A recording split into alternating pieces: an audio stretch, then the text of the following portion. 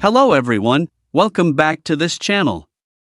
In this video, I will show you the easy and clear steps on how to download install Microsoft Teams on Android. So how to download install Microsoft Teams on Android? Make sure you keep watching this video until the end. Let's get started right away. Firstly, open the Play Store app on your Android device. This is the initial screen of the Play Store app. Next, go to Search and type Microsoft Teams in search. Tap the Microsoft Teams app. Tap Install. Wait for the download install process to complete.